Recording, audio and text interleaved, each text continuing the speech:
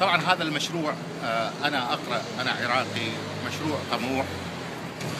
أعتقد له مردودات كبيرة على الجيل الناشئ خصوصا من الشبيبة، لأن لاحظنا كثير من عندهم مع الأسف بحكم السياسات التعليمية والثقافية المتبعة بالعراق على مدى عقود هي تغييب هذا صوت الثقافة والمعرفة والقراءة. العراقيون معروفون بحبهم للقراءة والكتابة والثقافة. هذا إعادة اعتبار أعتقد المشروع رغم تبنيه من قبل مجموعة من الشبيبة المتحمسة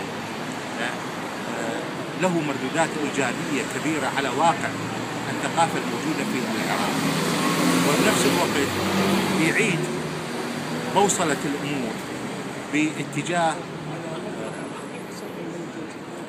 المعرفة لما يجري داخل العراق وخارج العراق.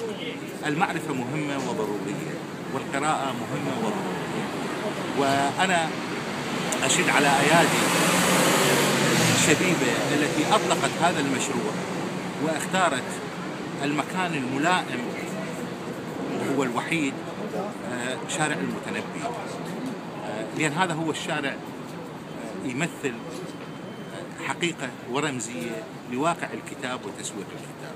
أشد على أياديهم وأتمنى لهم كل النجاح في هذا المشروع. كنت أتمنى أكون في بغداد حتى أهدي لهذا المشروع الطموح مكتبة جدا مهمة، هي مكتبة كامل الشياع الذي اختارته أيادي ما زالت الدولة العراقية تتستر عليها وتتكتم على الفاعلين.